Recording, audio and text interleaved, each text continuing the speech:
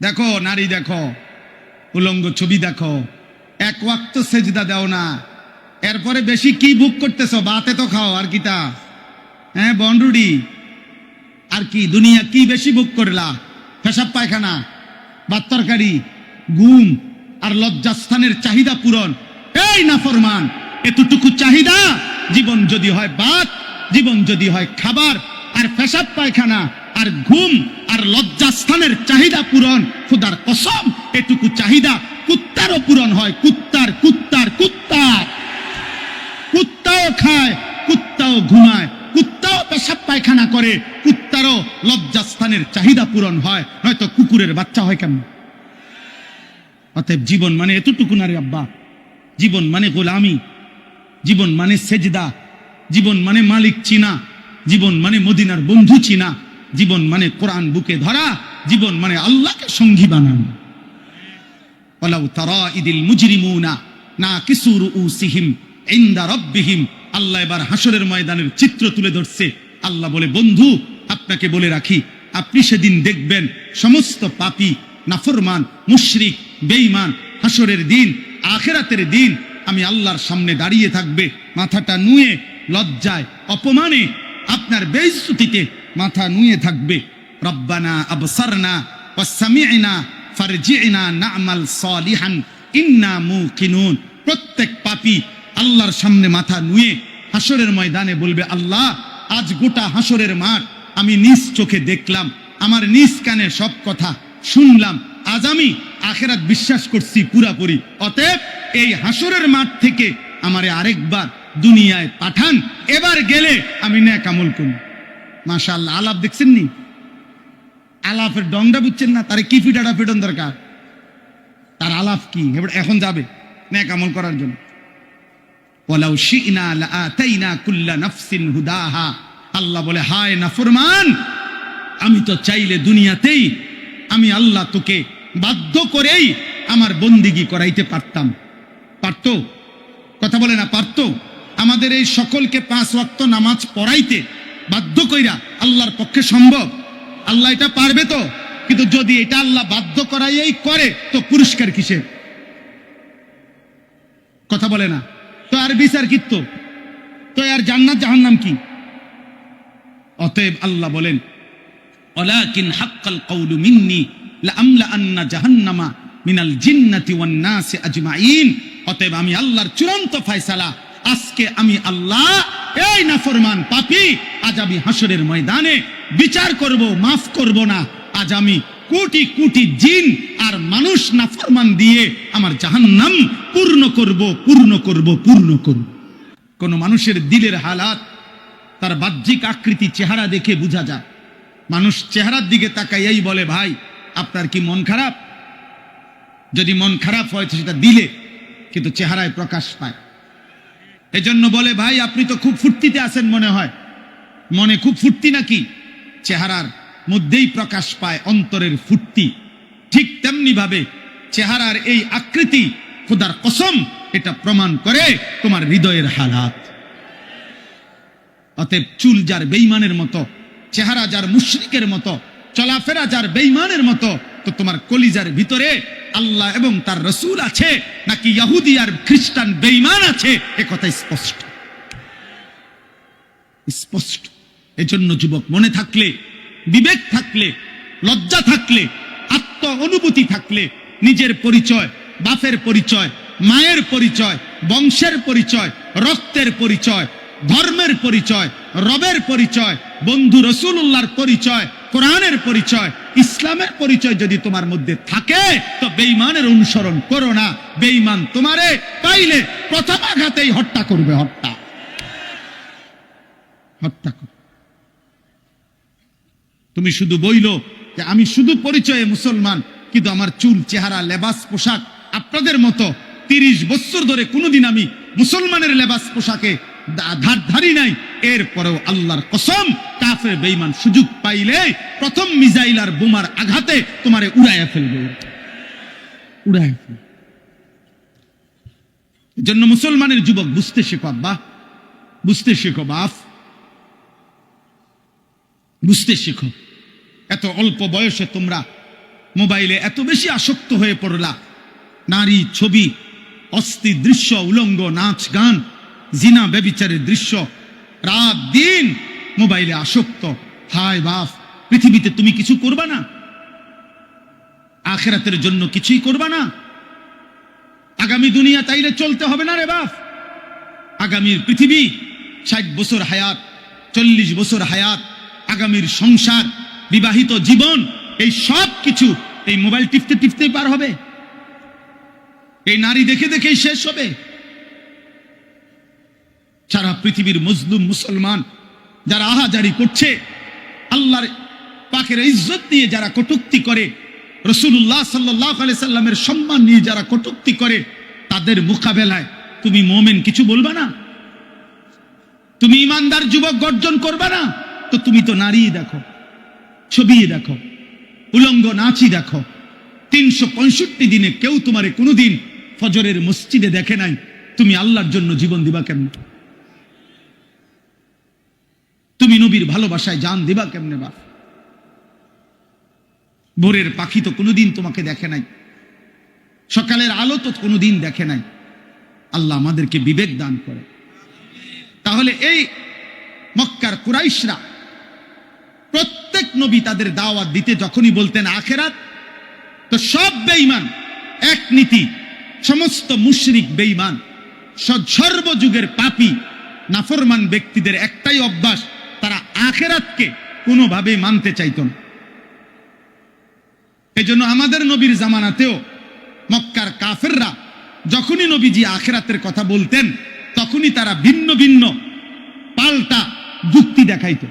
বলতো মুহাম্মদ হবে না, কবর থেকে কাউকে আবার হাসরের মাঠে নেওয়া, উঠানো, হাসরের মাঠ কায়েম করার জন্য আমাদেরকে আবার উঠাবে, এইটার কোনো সিস্টেমে হইতে পারে না, এটা যুক্তিয়ে ধরে না। নাউজুবিল্লাহ। কেন?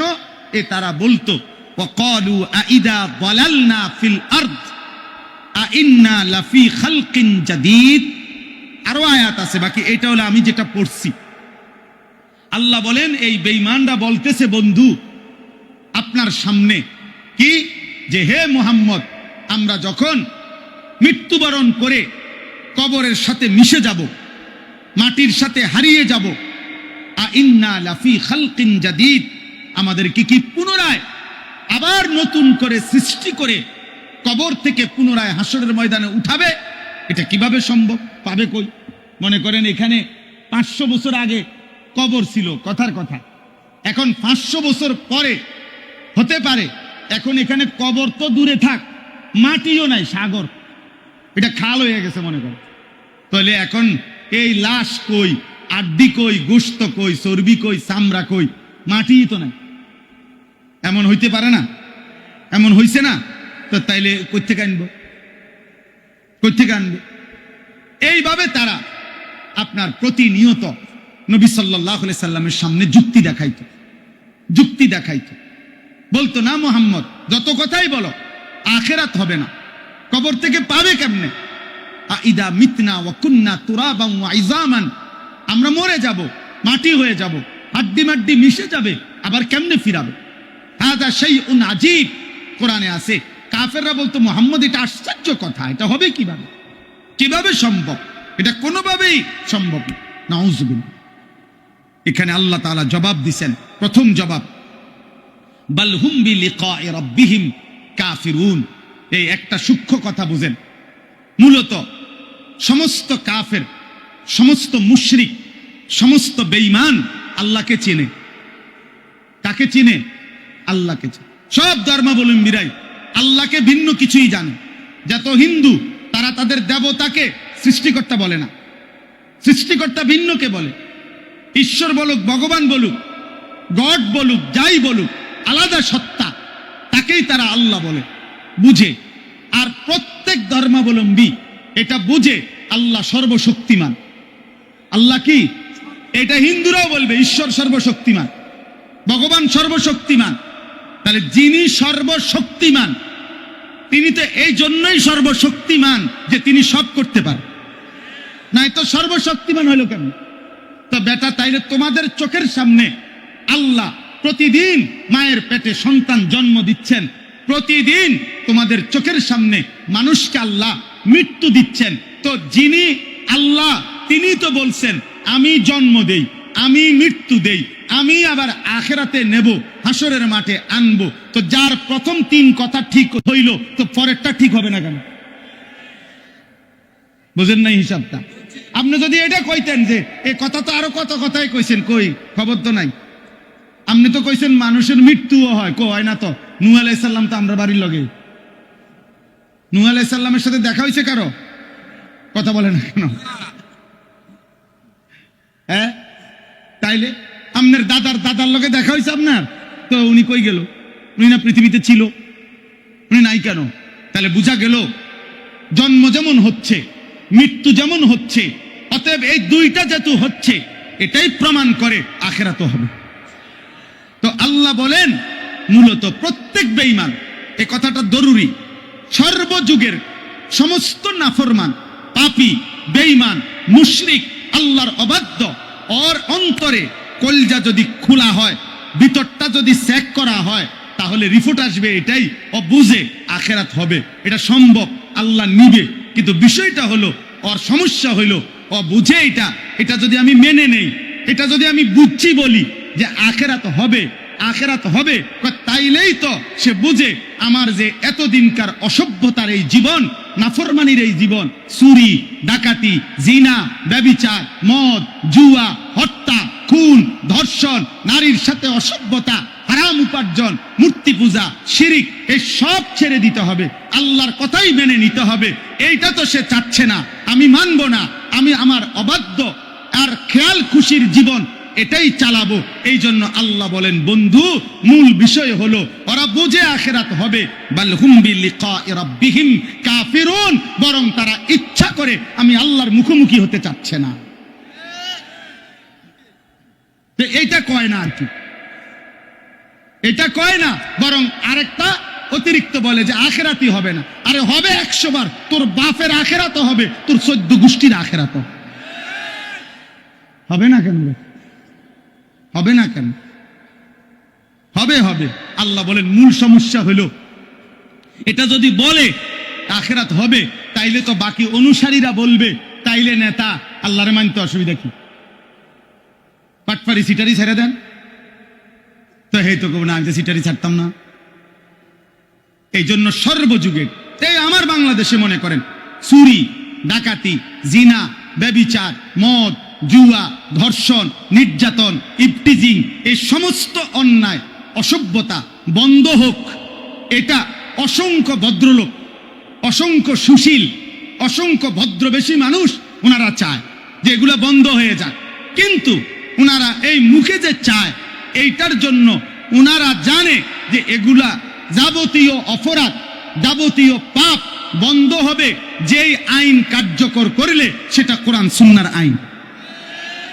এই কথাটা প্রতিবারই বক্তৃতা দিলে, সেমিনারে, সিম্পোজিয়ামে, টকশোতে, বিভিন্ন আলাপচারিতায় ভিন্ন ভিন্ন নিজস্ব মন গড়া পদ্ধতি বলে অপরাধ দমনের জন্য, কিন্তু এটা একবারও বলে না যে অপরাধ দমনে আল্লাহ যা বলেছে, রসুল যা বলেছে তা একবার প্রয়োগ করা হোক। আগামী 1 সপ্তাহ সোনার মদিনা আর রাসূলুল্লাহ সাল্লাল্লাহু আলাইহি ওয়াসাল্লামের জামানার সেই মদিনার ইসলাম, মদিনার রং উম্মতের ঘরে ঘরে দেখা যাবে। আজ পৃথিবী আরেকবার দেখুক আফগানকে। গোটা পৃথিবী মিয়া 800 কোটি মানুষ আফগানিস্তানের দিকে পুরাপুরি তাকায় আছে, করেটা কি? আর গোটা পৃথিবীকে আফগানের ইমানদার মুসলমান বুড়া আঙ্গুল দেখায় বলছে তোদের গোটা পৃথিবীর নিয়ম, তন্ত্র, মন্ত্র, আইন, তোদের মানব রচিত সব কিছুকে থুতু মারলাম, আল্লাহর জমিনে আল্লাহর আইন বাস্তবায়ন করলাম। আলহামদুলিল্লাহ, আলহামদুলিল্লাহ। আগামীর পৃথিবীতে ইনশাআল্লাহ দোস্ত, আমি থাকি আর তুমি থাকো, আমি না থাকি আর তোমরা না থাকো, আগামীর পৃথিবীতে মাহদী আসবে, দাজ্জাল প্রকাশ পাবে এবং দাজ্জাল হারবে, মাহদী জিতবে, ইমানদারের বিজয় হবে। খোদার কসম, পৃথিবীময় রব্বে কাবার কসম, ইমানের পতাকা, ইসলামের পতাকা উড়বেই উড়বে ইনশাআল্লাহ।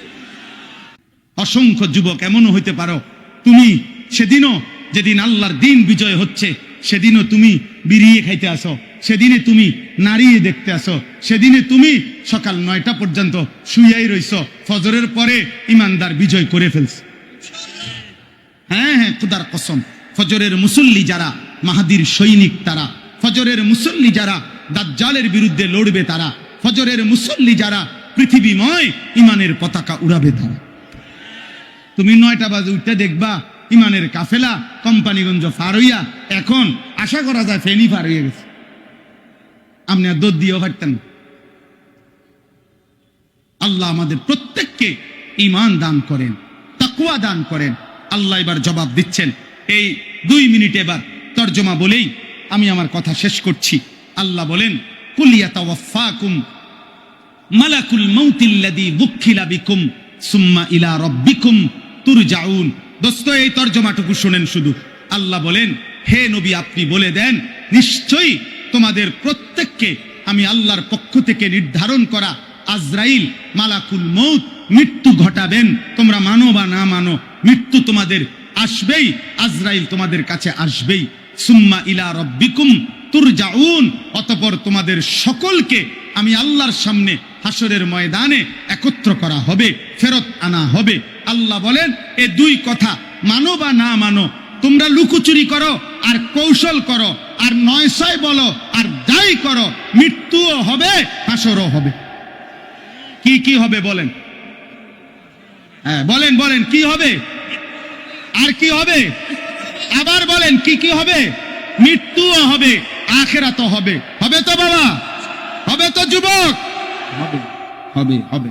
ওয়েট ওয়েট, অপেক্ষা করো, হবে। দেখো নারী, দেখো উলঙ্গ ছবি, দেখো এক ওয়াক্ত সেজদা দাও না, এরপরে বেশি কি ভোগ করতেছো? বাতে তো খাও, আর কিটা? হ্যাঁ বনরুডি, আর কি দুনিয়া কি বেশি ভোগ করলা? পেশাব পায়খানা, ভাত তরকারি, ঘুম আর লজ্জাস্থানের চাহিদা পূরণ। এই নাফরমান, এতটুকু চাহিদা? জীবন যদি হয় ভাত, জীবন যদি হয় খাবার আর পেশাব পায়খানা আর ঘুম আর লজ্জাস্থানের চাহিদা পূরণ, খোদার কসম এটুকু চাহিদা কুত্তারও পূরণ হয়। কুত্তার কুত্তার কুত্তার কুত্তাও খায়, কুত্তাও ঘুমায়, কুত্তাও পেশাব পায়খানা করে, কুত্তারও লজ্জাস্থানের চাহিদা পূরণ হয়, নয়তো কুকুরের বাচ্চা হয় কেমন? অতএব জীবন মানে এতটুকু না রে আব্বা। জীবন মানে গোলামি, জীবন মানে সেজদা, জীবন মানে মালিক চিনা, জীবন মানে মদিনার বন্ধু চিনা, জীবন মানে কোরআন বুকে ধরা, জীবন মানে আল্লাহকে সঙ্গী বানানো।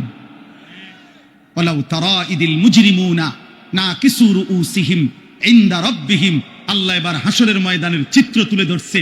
আল্লাহ বলে, বন্ধু আপনাকে বলে রাখি, আপনি সেদিন দেখবেন সমস্ত পাপী, নাফরমান, মুশরিক, বেঈমান হাসরের দিন, আখিরাতের দিন আমি আল্লাহর সামনে দাঁড়িয়ে থাকবে, মাথাটা নুয়ে, লজ্জায় অপমানে আপনার বেইজ্জতিতে মাথা নুয়ে থাকবে। রব্বানা আবসারনা ওয়া সামি'না ফারজি'না না'মাল সালিহান ইন্না মুকিনুন। প্রত্যেক পাপী আল্লাহর সামনে মাথা নুয়ে হাসরের ময়দানে বলবে, আল্লাহ আজ গোটা হাসরের মাঠ আমি নিজ চোখে দেখলাম, আমার নিজ কানে সব কথা শুনলাম, আজ আমি আখিরাত বিশ্বাস করছি পুরাপুরি। অতএব এই হাসরের মাঠ থেকে আমারে আরেকবার দুনিয়ায় পাঠান, এবার গেলে আমি নেক আমল করব। মাশাআল্লাহ, আলাপ দেখছেন নি? আলাপের ডংটা বুঝছেন না? তারে কি ফিটাটা ফিটন দরকার, তার আলাপ কি? এবার এখন যাবে নেক আমল করার জন্য। ওয়ালাউ শি'না লাআতাইনা কুল্লা নাফসিন হুদাহা। আল্লাহ বলে, হায় নাফরমান, আমি তো চাইলে দুনিয়াতেই আমি আল্লাহ তোকে বাধ্য করেই আমার বন্দিগি করাইতে পারতাম। পারতো? কথা বলে না, পারতো? আমাদের এই সকলকে 5 ওয়াক্ত নামাজ পড়াইতে বাধ্য কইরা আল্লাহর পক্ষে সম্ভব? আল্লাহ এটা পারবে তো?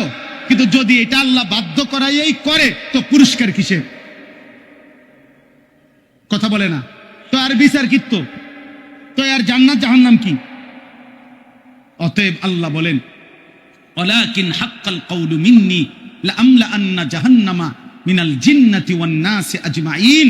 অতএব আমি আল্লাহর চূড়ান্ত ফয়সালা, আজকে আমি আল্লাহ এই নাফরমান পাপী, আজ আমি হাসরের ময়দানে বিচার করব, মাফ করব না। আজ আমি কোটি কোটি জিন আর মানুষ নাফরমান দিয়ে আমার জাহান্নাম পূর্ণ করব, পূর্ণ করব, পূর্ণ করব। আজ মাফ করব না, দুনিয়াতেও যেতে দেব না, জাহান্নামে দেব, জাহান্নাম।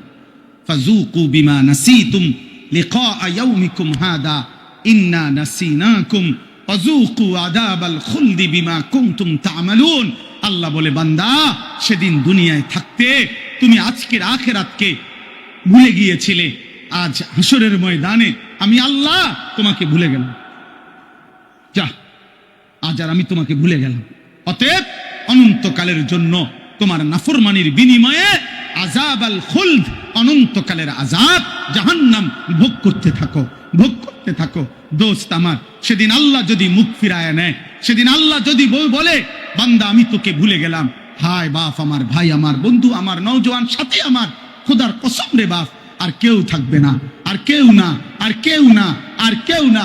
আল্লাহ আমাদেরকে মাফ করে দেন, ঈমানের জীবন দান করেন, উত্তম আখলাক দান করেন, গুনাহ থেকে বাঁচবার তৌফিক দান করেন। চলেন ইনশাআল্লাহ বদলে যাই, বলেন ইনশাআল্লাহ।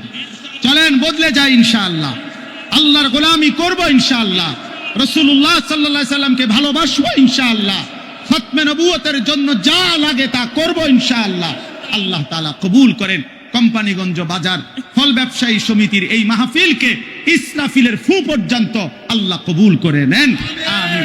আমার প্রিয় ভাই হযরত মাওলানা গোলাম জিলানী দামাত বারাকাতুম, তিনি এসেছেন। সবাই মহব্বতের সাথে বসে হযরতের বয়ান শুনতে থাকেন। আল্লাহ